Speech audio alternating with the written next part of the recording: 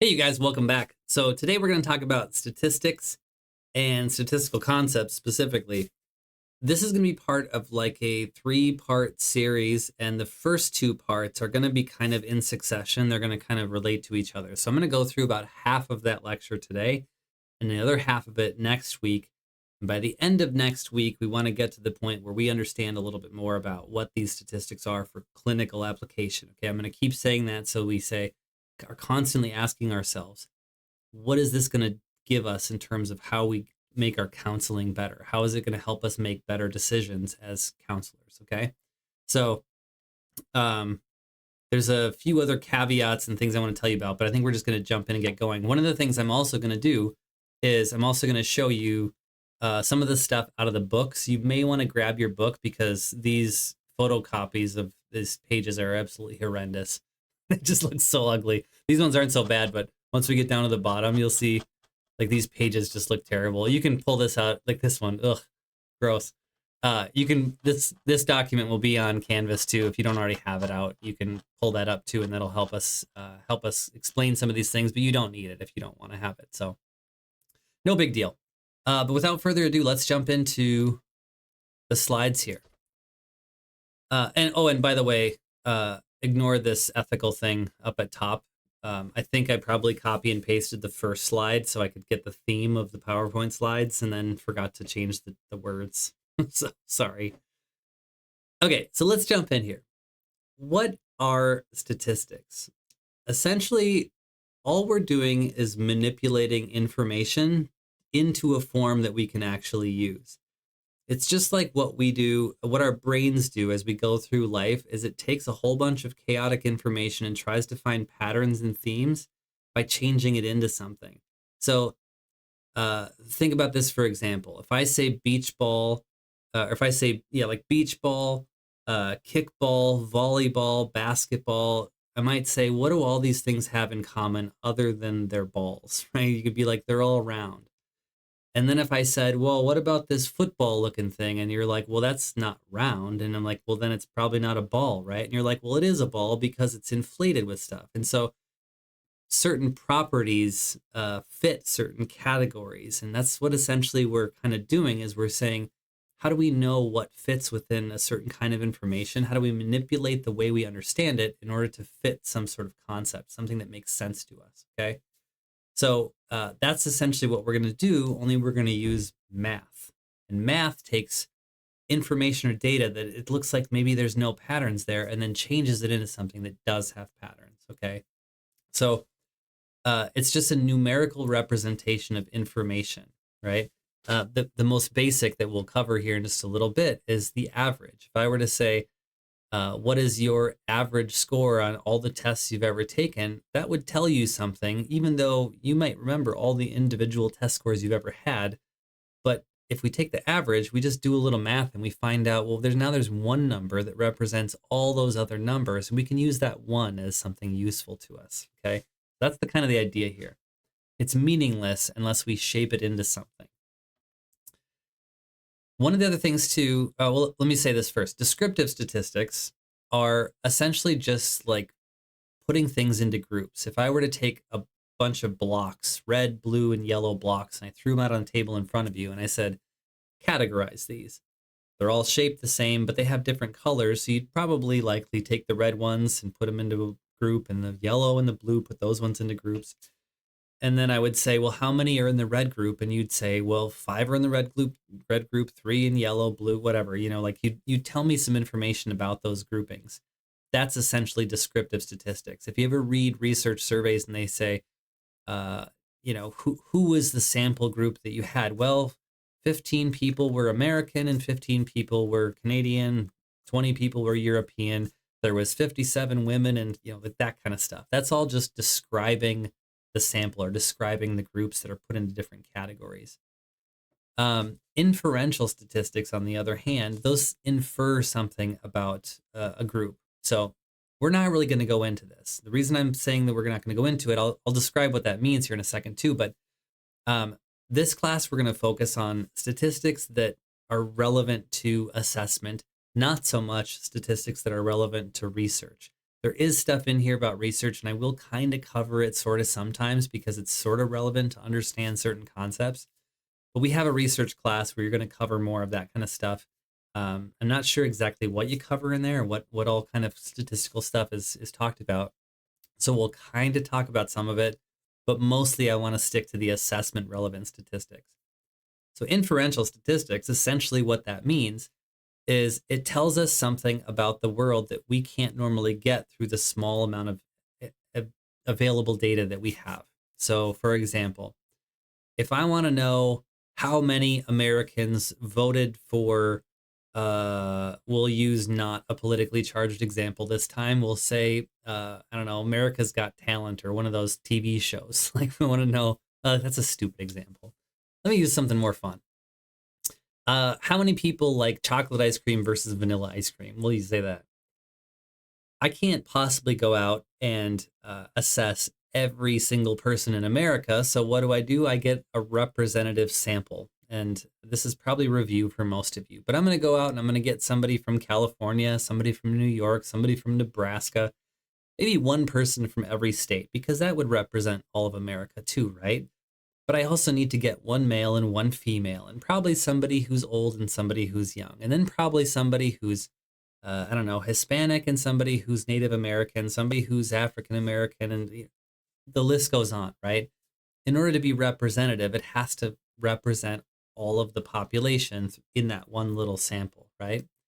If I then do my study and I have a representative sample, I can infer about the entire population. And that's what inferential statistics are. It's like sort of making educated guesses based on what we know about a bigger group of people. Now that tells us two things. We can assess information over space, so we can get all of America with a small little sample, or all of the world with a small little sample, or we can get information over time. So how many people over the past 100 years, 50 years, 10 years, whatever. So we can infer things over space and over time that we just don't have access to. And that's why we use it, because we just can't possibly access that much stuff, right? We use math to correct the error in the process. There's always going to be some error, and we're not going to go deep into that, but we'll talk about standard error later. And that's what we're trying to correct for. That's why we do all the complicated math, is so when we make that jump from one small little group of people that's supposed to be representative to this entire body of people, when we're making those inferences, we don't want to screw it up. And we know we're going to screw it up some. We're just trying to keep that screw up to a minimum. So we'll get to that kind of stuff later. That's why it's going to be important later. That's why I mention it now, even though it's mostly relevant to the research. So another thing that's only marginally relevant, still sort of setting the stage here for what we're going to get talking about here in a sec. Scales of measurement. We're not going to specifically talk about nominal, ordinal, interval, or racial data. Nominal is just using words like Likert scales. Like when you take your survey at the end of the course evaluation for this course, it's going to say, you know, what's the well, I don't know what they say exactly in there, but like, what's the likelihood that you would refer this course to a friend? Very likely, somewhat likely, neutral, you know, those kind of questions. That's putting words to the answer. You give a word answer, and words can't be turned into numbers, or they kind of can, but they're essentially called nominal data. And then ordinal is just like ranking data, essentially. The reason that's relevant is not because you need to know that. I know you guys understand these kind of things. It's pretty basic. But when you get into doing the more complicated statistics later on, there's different calculations and different formulas. One of the concepts that I'm going to tell you about later that you're going to need to know for your test, not this test in this class per se, maybe for this class, but you'll get asked things about like Pearson's R, you know, correlational kind of information, or the Spearman-Brown formula or something like that. The reason I bring this up here is that if you know, you might hear Spearman-Brown, you might be like, I don't know what the heck that is. What it is just a different formula to handle different kinds of this information, okay? So we don't need to know the formula. You don't need to know how to do it or really what it's for, but I'm just going to tell you, like, different kinds of information requires different tools to manipulate it, right? Hopefully that makes sense. If I give you a bowl of water and you have a slotted spoon, well, that slotted spoon would work really well for picking up pudding, but it's not going to work good for water, right? Water and pudding are different, so you need different tools. That's what that is. This is water and pudding right up here. So hopefully that makes a little bit of sense. This list is essentially what we're going to be talking about. We're going to go through frequency distributions, which you guys know it's going to be totally review. You know what mean, median, mode is, but I'm going to talk about them a little bit. And then measurements of variability. This is when we start getting into a little bit of the mathy kind of things. But I promise you it won't be too scary. I know I've said that a bunch of times, but it's not going to be too scary. And we're not going to get into measures of relationship. We might do it sort of. I'm going to ask around actually to see if we cover this in other classes, because there are things like this on the test. I want to make sure you guys get it. And while we're talking about statistics, we might just cover it. But these are really more relevant to research applications. And again, we're not going to go there. So part of that, like inferential statistics, we use things like correlations and regressions to learn about relationships in large scale data and patterns, over time and that kind of stuff. We're just not going to really go there.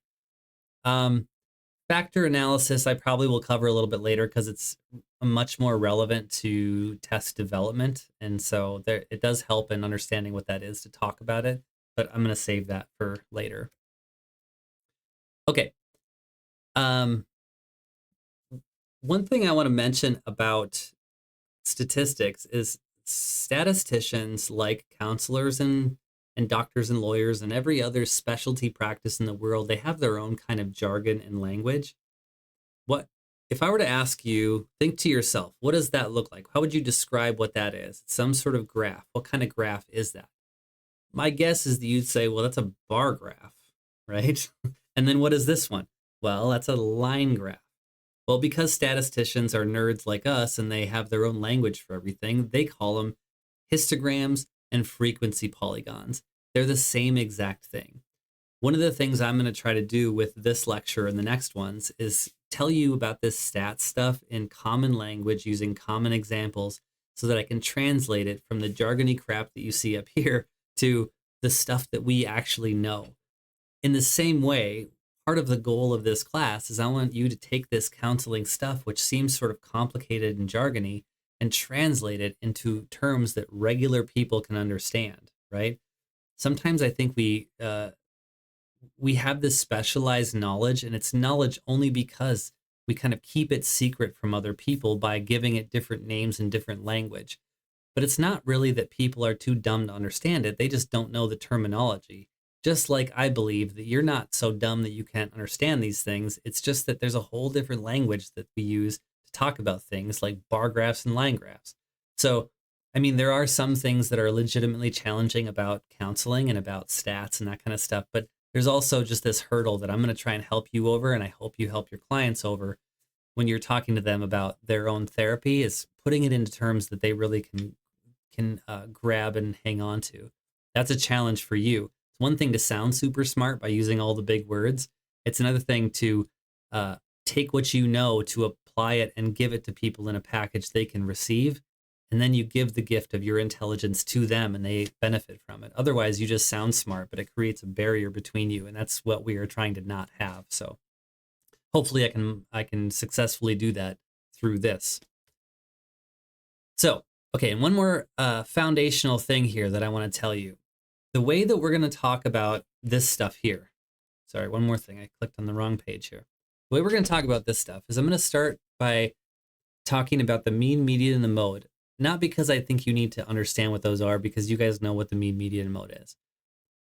These are the basic building blocks of how I manipulate data one time through a basic calculation, and then I use that calculation to give it another one, which you call variance, and then I use another calculation to get the standard deviation, and then I use another calculation, and so on and so forth. You can see where this is going. That's why this is essentially the building blocks to get to find out something that is meaningful or that we can use. Here's an analogy just to help us bring this idea home.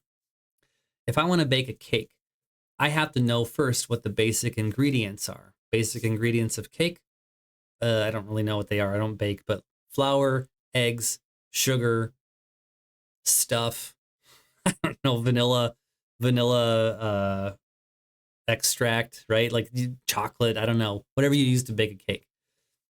Isn't it baking soda or baking powder, one of those two things? I don't know. But you get the idea, right? Like there's these basic ingredients that we then have to do something with. We throw them in a bowl and we mix them up. But that's just one calculation, right? It's only one part of the formula. Once I take all the things and I mix them up into a bowl, then I have this wet, mushy stuff. Well, then I have to turn on the oven and put it in the oven. I do another formula. And then once that comes out, then I have to cut off the side, not cut off the sides, but like put frosting on it and then sprinkles, whatever the heck you do, right? So you manipulate all the ingredients in these different stages in order for it to come out into something that's useful. What I want you guys to be able to do is I want you to be able to take a cake to a party and celebrate with it. Take the data that we're getting from these assessments and these assessment reports and give it to your clients. I'm going to show you the cake making process and tell you about the ingredients, which we're going to start with here, but I don't need you to know how to bake the cake, okay? Essentially what that means is I'm going to walk you through the process of how assessments are calculated and how, the math behind them. But it's ultimately so that you trust the cake making process or the background process enough that you can talk about it to clients and say, when a client says, is this gluten free? And you're like, well, I know that flour is not, it's got loaded with gluten. So I can tell them that this is not a gluten free test or gluten free cake. Clients say, what does this mean? You have enough background knowledge to say, I can talk about it legitimately. I just don't need to know all the steps to it, so to speak. So the more you know, the better you'll be at it. But anyway, so here we go. So you guys know about the mean, the median, and the mode. I'm not going to cover that, and the definitions are on the screen here. The one thing I will say about the median is that can be a helpful tool for us to use to describe things. And here's my kind of classic example, or the one that I've heard and I think is a great one. Let's say I want to understand about a certain group of people, how much you earn. So let's say I want to find out the earnings of the average southern Wisconsin person. And I gather up all the information and I get the average. I take all the data from 40,000 to 60,000 and I find out that the average southern Wisconsin person makes $50,000 a year. And then we have another global pandemic or LA forest fire, and LeBron James decides he's going to leave the Lakers and come play for the Bucks, and so he moves to southern Wisconsin. Or didn't Luka just get traded or something like that? I don't really know. You guys know I don't know sports that well, but I know enough to know that Luka and James are two big names. But let's say both of those guys move to the Bucks and they come here to southern Wisconsin and they decide they're going to live here. And those guys make a lot of money, right?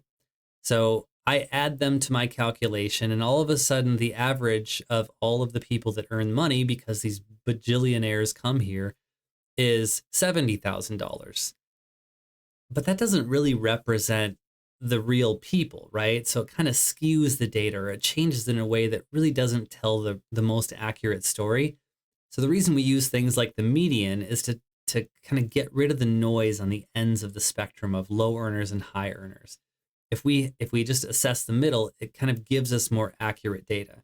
You see how we would use the mean in one case and we would use a different tool in another case, just like the slotted spoon and the other spoon for putting in water. Did I tell you that analogy? I've done a few of these recordings. I can't remember if I told you that, but we need a different tool for different kinds of situations. So if I want to pick up water, I can't use a slotted spoon. I have to have a regular spoon. If I want to pick up pudding, I can use whatever the heck spoon I want, right? In a similar way, we have to use the right tool for the right kind of data, the right kind of information that we're looking for. So again, we're just trying to cut down the error, cut down the noise. Okay. Another thing, because I want to focus on clinical application and useful practical information, there's a lot of stuff in the book, especially related to skewness and kurtosis. When I read through my stats book for the first time and I heard these terms for the first time, I was like, those are funny sounding words. And why the hell do I have to know them? Come to find out, I don't. if you want to understand research and you want to and do some data analysis yourself, you will see data sets that don't represent normal curve, and you'll want to know what these mean and how to understand them. But I can't, for the life of me, unless I'm handling a group of data and I'm doing research either on my site or academically or whatever. I can't, for the life of me, find a reason why you'd need to know this. Essentially, if you guys, we'll look at the normal curve or bell curve in a second, and we'll talk about that. But if a curve is, or if the bell curve is too flat or it skews to one side, that's what this is. It's a different way of understanding what's happening in a group of information. So we don't need to know this. You're not going to get asked about that kind of thing on a test in my class or in a national exam. So we're just going to skip over some of the things in the book. If you're wondering why we're skipping over certain kinds of things, that's the rationale. However, if you want to know these things, ask me and we can cover them. I don't know that they're really all that relevant to us right now. About the symbols, I'm going to pull up our PDF here, and I want to talk to you about some of these symbols here. In fact, I'm going to go to this page because I think this is going to be helpful. When I look at this is a correlation formula. When I look at this correlation formula, it looks intimidating to me. When I first started learning statistics, I was like, that is not math that I recognize or remember. And I don't know what any of this is, and I don't know how to do it. So I'm just going to briefly describe a little piece of this. Do I have my highlighter? Yeah. I'm going to describe this little piece of this and just show you that this doesn't have to be that intimidating. You don't have to do this. You don't have to know this. I just want you to see that it's not that scary. So you can have some faith in your ability to understand these things and have confidence that it's just math. It's not that hard. So if I look at, let me get that away. If I take this n, for example, just use this. N is the number of paired scores. So if I use this data set right here, how many students do we have in this data set? Well, obviously there's 5, right? So n in this example is always going to be 5. So if you want to in your book or, I don't know, if you print out this worksheet, whatever, you'd put a 5 right there, a 5 right there, a 5 right there, and you could fill in those numbers, right? Where's my thing? There we go. Okay, so that's not that complicated. The reason they use a letter is because you're gonna have a different data set every time. So here's the formula that applies to everything, but we can understand the number 5. This part of the formula right here, this strange thing that looks like a backwards E or a forwards E. It's a forwards E. Sorry, my mistake. What that means is the sum of, or just think addition, or, all together, something like that. Let's use this column for the X numbers and this column for the Y numbers. If I take X times Y, because 2 letters next to each other signify multiplication, if you remember that. And remember, our order of operations, or PEMDAS, is our acronym. It's not an acronym. What's the term for that? I'm blanking on the term for that right now, but it's a mnemonic device of some kind, whatever. PEMDAS is parentheses, exponents, multiplication, division, addition, and subtraction. Remember that stuff? So we're going to do all these things inside the parentheses, and if they're next to each other, it's multiply. So we take 1 times 3, and that's 3, and then 2 times 2, if we were to write these numbers over here, 1 times 3 is 3, 2 times 2 is 4, 3 times 4 is 12, etc., etc. We went all the way down the line. Then we would take the sum of all those numbers. So the sum of X times Y for 1, X times Y for 2, X times Y for 3. We take the sum of all those numbers and then multiply that times 5. That would be this portion of the equation, right?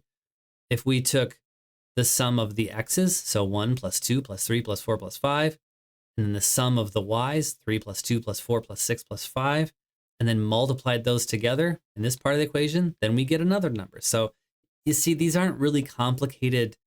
It's a big complicated formula altogether, but if done in the right steps, it's pretty manageable. It's a little bit like baking. You guys probably know how to throw a bunch of things in a bowl, and you know how to turn on the oven and put things in. But if you do the process out of order, or if you do the wrong quantities of things in the bowl, that's where you get messed up. So The math itself is basic, but the order in which we do it is complicated. Okay, so that's why we're not going to do it, but I want you to see that process so you can see, not necessarily to remember correlational math, but this part of the process is basically the same thing too. So we'll go through that in a second. Okay, if your eyes are starting to roll back in your head already, I apologize. we're almost through. How far we were 25 minutes in, and you're doing a great job. We're actually not that far away from the end, if you think, just so you know. Okay, so now we've done our averages. We've got our measures of central tendency. We have done a little bit of math already. Math you guys have already done. Now we need to manipulate that. This is our sort of, to use our baking analogy, we're going to take all of our ingredients and we're going to throw them into a bowl and we're going to put them together for the first stage of manipulation. That's called the variance. Essentially, what we want to know is how far away are these scores from each other, or how much do they vary? That's essentially it. I'll show you an example as we walk through this. We'll do this in class. I'm not going to show it to you right now, but that's essentially all we're trying to know. And it doesn't really matter why, but if you think of it this way, let's say I give a test, and half of the class scores 90% and half of the class scores 70%. Let's say I have two classes, okay? Okay, sorry. Bring this example back. Half this class scores 80%, half this class scores 90, 70. Jeez, I'm gonna keep kicking myself here. Half the class scores 90, half the class scores 70. That tells me something about this, what's going on in the class. Let's say the half of the class that scored poorly was in the back and 70, and half the class scored 90 was in the front, and that helps me understand something about what's going on in the environment, right? The conditions of the class. I'm talking too quietly, or there's noise in the back or something like that.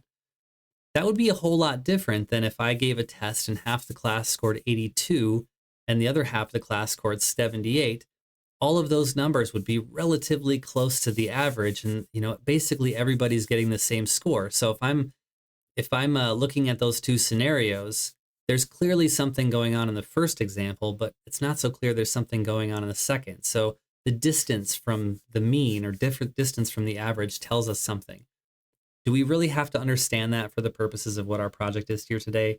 No, not really. But just take comfort in that the variance is just one step in the process, okay? I'm going to show you how to calculate it in a second here. It won't, but you'll see how it doesn't really matter that much. The standard deviation is something that we will talk about more. I'm going to save talking about it mostly until we get to seeing it in actual practice, because once we see the standard deviation show up on an assessment report, then I can talk a little bit more about it, because how you explain it in the context of the actual assessment really matters more than just understanding the mathematical explanation here. So I'm going to save that here.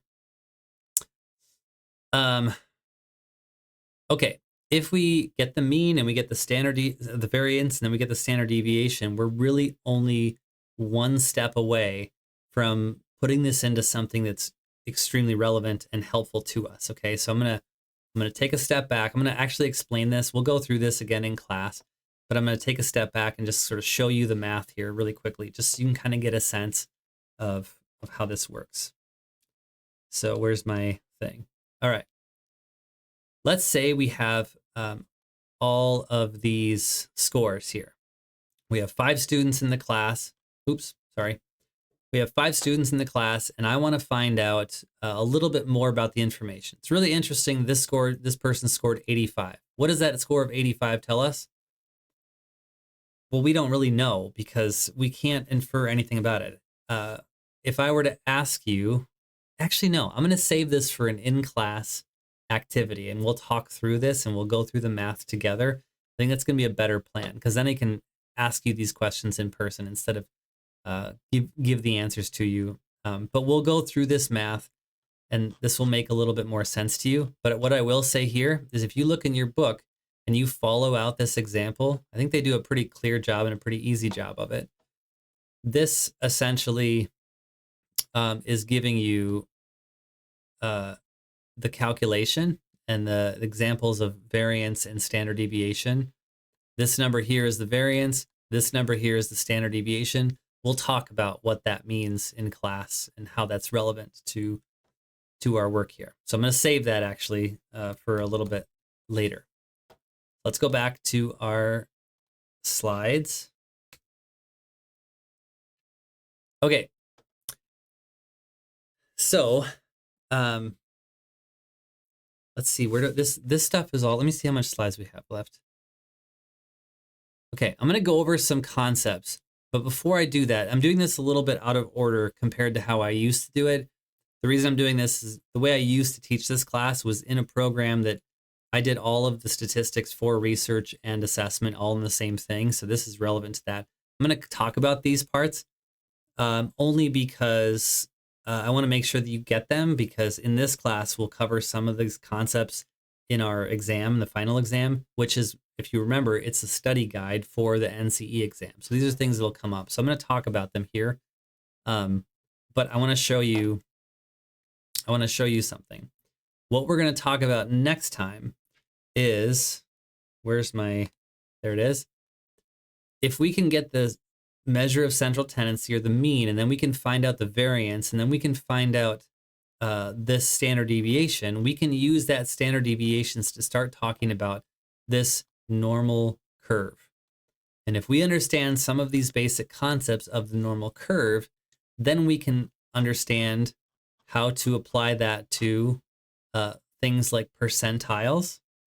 And you will get lots of practice with understanding percentiles. If we understand percentiles, then we have this normal curve, we have the percentiles, and we have all these standard scores. This is the big one, the t-score. We're going to talk about the t-score and some of these other ones. IQ scores, deviation IQ scores, also known sometimes as div IQ. You'll see that abbreviated as div IQ sometimes, which means the same thing as deviation. Stanines, STEN scores, SATs, GREs, and some other standard scores. We'll talk about what those are next time. The reason that's relevant, and I'm going to show you some examples here. I know this is really hard to see, because the photocopy came out so poorly. But if you look at this, we have some information. Go away. We have some information here. We have percentiles. This is a bad example, actually. Let me skip to another one. Here we go. So now I'm going to use a different one still. Well, I can't use a different one. Okay. Well, what we've gotten to this point up through variance, standard deviation. What I was looking for, oh, here we go. Here's the standard deviation. This is what I was talking about. So this is the kind of chart that you'll see when you do some assessment. You get some assessment reports. We want to know a little bit about these standard deviations so that we can read this normal curve thing. We're going to go through this normal curve in a little more detail next time. I'm going to start the conversation now, but the reason I wanted to show you this now is because the standard deviations will show up, and we want to understand how those function in relation to this normal curve. We don't need to know the mathematical equation. Okay, so I'm going to go back to that in class. I'll show it to you, and then we're going to just get some practice with this normal curve thing and how to understand this, because the normal curve will help us understand how to categorize people and group people together so the individual score will make a lot more sense, okay? We'll talk about percentiles next time and some of these other pieces as well, okay?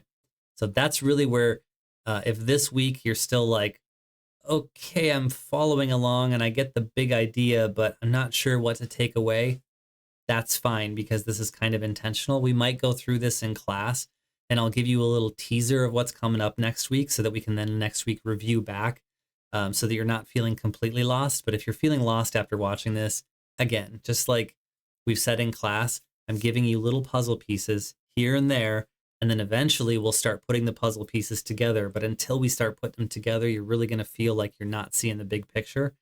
This is one of those times. So just hang tight if you can. So let's go back to this, and I will talk about these things. And this feels, and again, sorry to be so repetitive and redundant about this, but redundant. this feels to me kind of scattered, and I know it's confusing. And when I learned it, I was like, what in the heck is all of this stuff mean together? One of the experiences I had, and one of the experiences I've heard other people having, is it just doesn't make sense for a long time until all of a sudden it does. And then you have this light bulb moment where connections start to fit together and things start to make sense.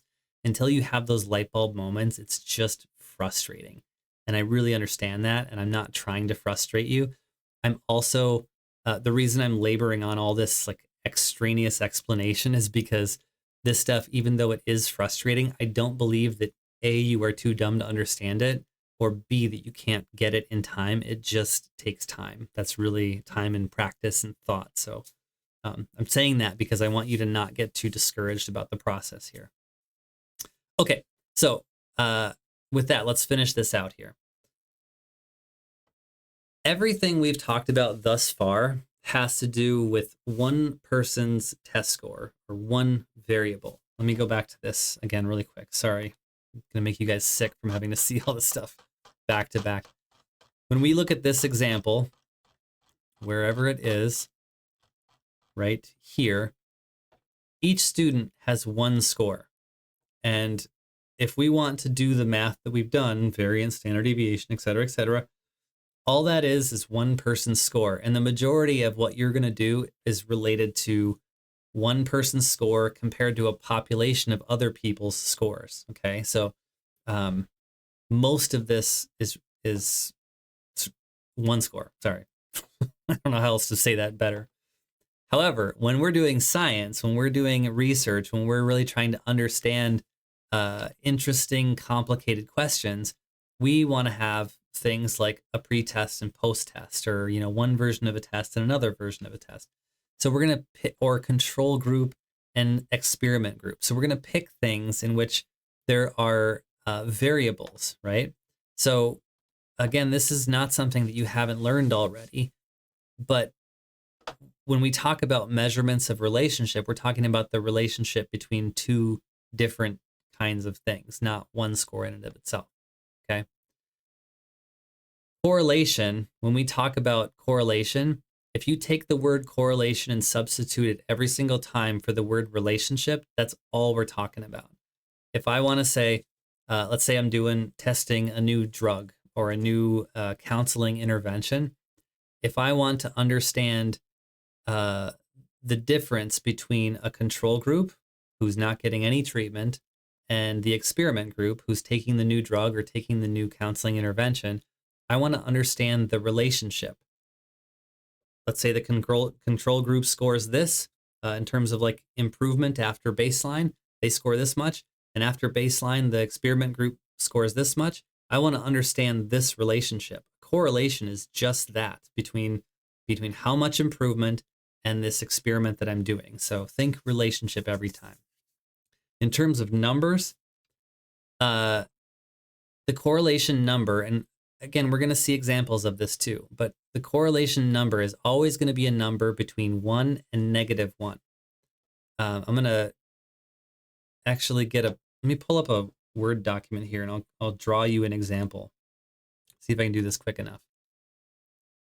The shape, the direction of the relationship, or the kind of relationship that we're talking about, is what's going to determine whether our number is closer to 1 or to -1. So let me pull this over here and see if I can draw you a picture here. Okay, this is going to be super sloppy, and I apologize because I don't even know how to draw. Pen. There we go. It's going to be super sloppy because I can't draw very well with a mouse. But okay, let's look at a graph here. Let's say I am doing an intervention for Aaron's magical depression cure or treatment or whatever. And I want to measure a person's depression score over time, right? So I give him one session or her one session, 2 sessions, 3 sessions, 4 sessions, 5 sessions, 6 sessions. I'm going to call that S, or session. I should just type this out. It'd be a lot easier to do.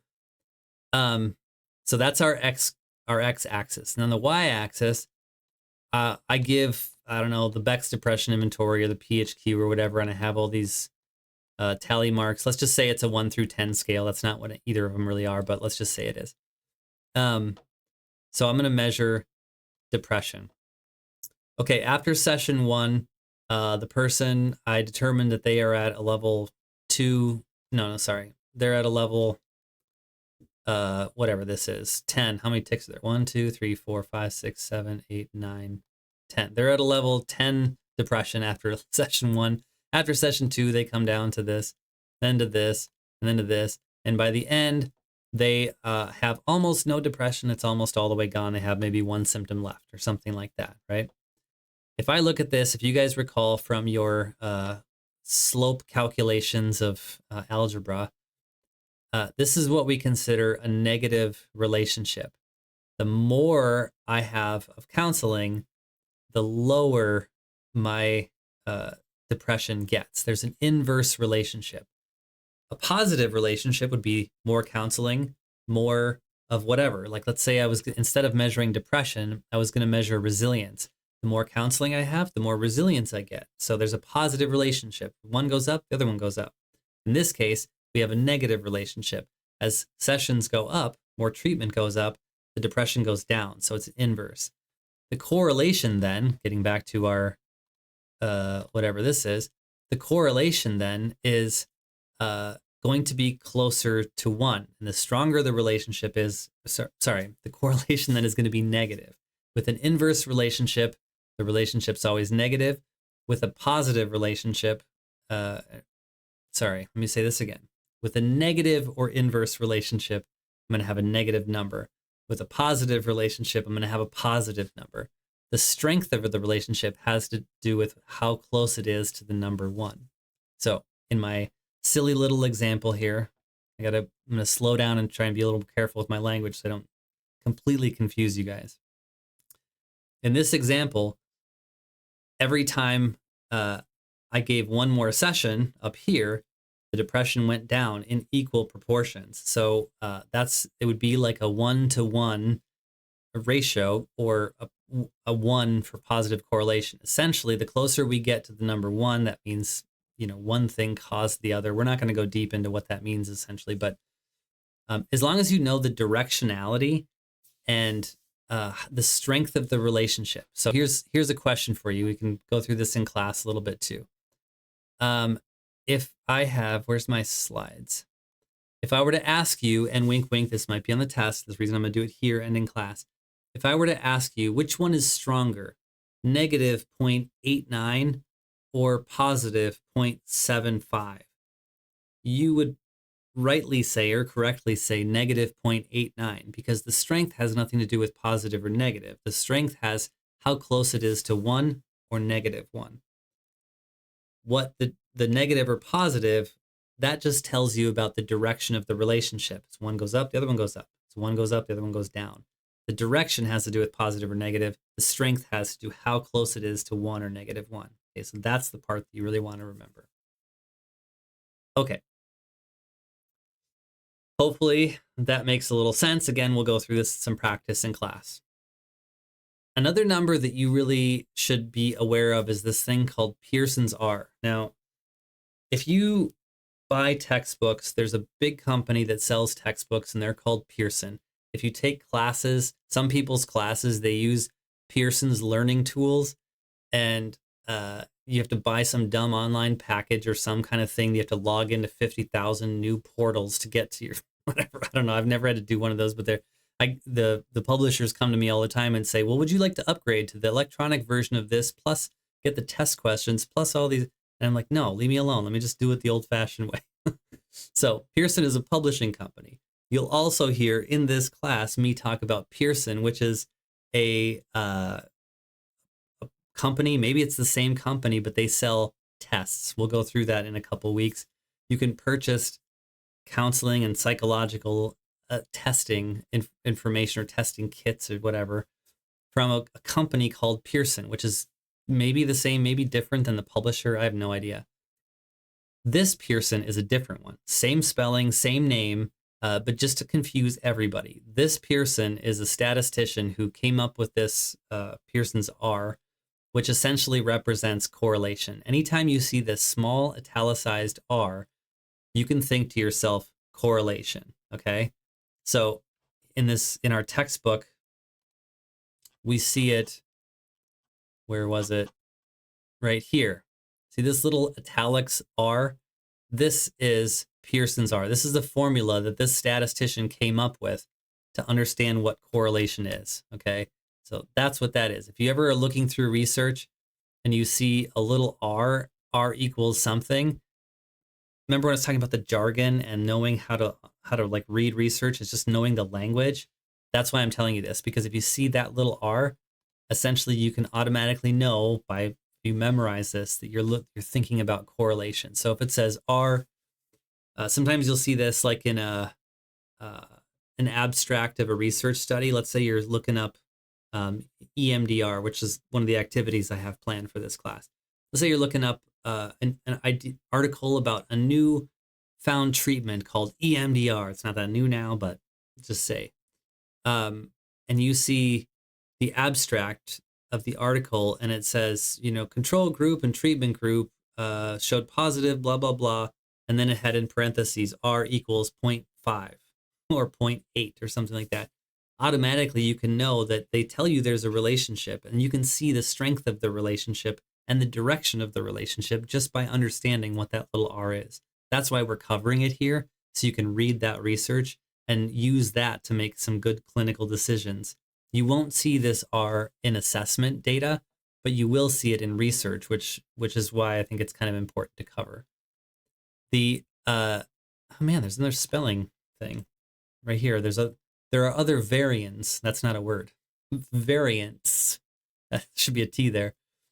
There's other variants of this correlational stuff. This Spearman, Brown, or the phi calculations. These things are just other ways of doing that stuff I told you about earlier, of handling different kinds of information, different kinds of numbers.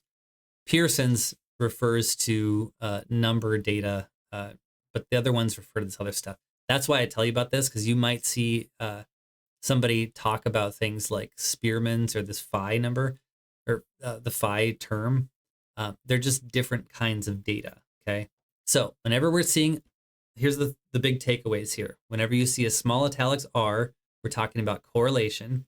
Whenever you see this Spearman or phi or some of these other terms like this, we're talking about just different kinds of data. And when you see the number next to it, it's always going to be between the numbers -1 and +1. And the closer it is to 1, the stronger that relationship is between two different variables. The direction of it, the direction of the relationship is what -1 or +1 means. Okay, so that's kind of the big takeaway of this whole slide and all this correlation stuff. Hopefully that makes sense. Again, one other thing I'll mention too, as we're kind of starting to wrap up here. If you guys are already feeling frustrated and lost, I'm really hammering this home specifically because I would like you not to feel too overwhelmed and too frustrated. And if you are, that's okay, because we'll get some more of the stuff that'll sort of finish off next week, what to do with this information. The other thing I really want to tell you is that if you don't do math and you don't do science and you just don't have a mind that thinks like this, but you have a heart that understands emotions that you cannot put numbers and words to, or sometimes words, but we don't calculate and go through the scientific process of feeling and experiencing emotions, that is okay. Because if you think like that or behave like that, or that's your kind of person, you just will serve a different purpose in this world. And assessment may just not be your thing. But the other kind of assessment, like emotional intelligence, social intelligence, that stuff that some of you just read that are harder for us analytical minds to think about, you'll be good at those other things too. So if you're frustrated, hang tight. If you're frustrated and you remain frustrated for a long time, don't think of this as something that you're deficient in, or you can't possibly handle, or you're not going to be good enough at it, or you're going to miss a huge thing. If you're really good at this kind of stuff, take that as an opportunity to have a strength that other people don't. If you're terrible at it and you're, I don't know, you just are terrible, whatever, then don't worry too much about that because you probably still have strengths and value that just not everybody has. So I want to make sure I said that. This is the kind of stuff I think we're going to mostly skip over except for the bottom two. So scatter plots, they're just another visual way to talk about data and to represent data. Regressions, I'm going to skip over this example, but they're just fancy, complicated ways of doing different kinds of statistical manipulation, statistical analysis to find out different kinds of really interesting information. Standard error is something we're going to talk about in the coming weeks, but I want to mention the term right now because it's really an important term. Whenever we do this math and whenever we do these manipulations, there's always going to be something that's lost or something that's that we miss, and there's a way to handle that kind of error correction. It's standard error. So here's a quick example. When COVID came out, well, let me use a different one. Let's say we're trying to prosecute a criminal. There's a murderer on trial, right? And if that person is guilty, and he goes through the judicial process and that person is guilty, we want to make sure that person is held accountable. They go to prison or whatever the heck we do for guilty people. If they're not guilty, we want to make sure they don't go to prison. It would be an error to send an innocent person to prison. So if they're guilty, go to prison. If they're innocent, go home, right? But sometimes the innocent person goes to prison, and sometimes the murderer who is guilty goes free, and the process is just not perfect. Sometimes we get it wrong, right? It's the same way with all of this kind of stuff. There has to be a way to understand how often do we get it wrong and what do we do to correct for it. The judicial process doesn't have that, but we do. So we're going to talk about that in the future.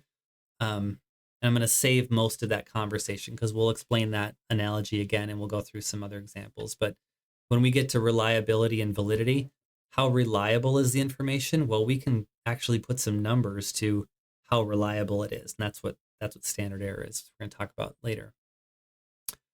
Factor analysis, I'm going to mention this one. I think this is our last slide. Yep, this is our last little bit here. Factor analysis is a way of handling large amounts of information. I'm going to give you an example here. So there's a test it's a personality inventory. I'll explain it when we get to the personality assessment section, like that unit. But it's called the 16PF or 16 personality factors. The way that assessment was developed is that somebody, a very smart person, I don't remember what his name was or her name was, but they said, there's all these different kinds of people in the world. By the way, if you've ever heard of Carl Jung had this concept of archetypes, and he was one of these guys who categorized people based on certain archetypes. I think there was like the jester or the comic or something like that, and there's the hero, and there's all these different archetypes. Some of you will recognize this language if you've read stuff about Jung. But people have been doing this for a long time, sort of categorizing these kinds of people and those kinds of people. So somebody 100 years ago, a little bit over 100 years ago, said there's all these different kinds of people and we use words to describe them. So what if we we took all the descriptor words out of the dictionary and then categorized them? Because, when I say there's somebody who's cheerful, it's kind of like the same thing as saying somebody's happy. And it's kind of like the same thing as saying somebody is jovial. So if we take happy, jovial, and cheerful and kind of condense those down, kind of filter them through a screen, and we choose one word instead of three, let's take all of the words that we know that describe personality and filter them down to all these different kind of common terms, or what they call factors. So they took 14,000 different terms for people's personality. They ran it through some mathematical calculations to do that filtering process. And what they came out with is there's 16 distinct different factors that we use to describe how people are, or the personality of different people. There's different personality tests, different kinds that were developed in different ways. We'll talk about those later. But there's a mathematical process, and then there's a different kind of process, which we'll cover in a different unit. But in terms of math and statistics, this is one of the ways which scientists can use these tools that we have to find out about humans and people in ways like that. So if you ever do the 16PF, it's really kind of interesting. I'll show you an example. In fact, do I have it on this thing? I don't think I do, but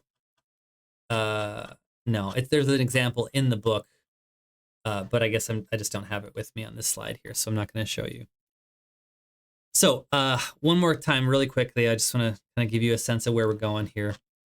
We are going to go into essentially this part. This is where we want to go. We want to understand next time to go from standard score to z-score to t-score. That's a really quick hop and a jump. It's just one little formula, one little series of calculations. And then we can really start applying stuff to this normal curve. And we'll go into that next time. And all of these different puzzle pieces that I've given you today are going to start coming together, and you're going to be like, oh, I get it. And it's next week, it's really going to start making sense. So hang tight with it. I'll see you in class whenever. I'll see you when I see you, I guess, next time. So until then, bye-bye.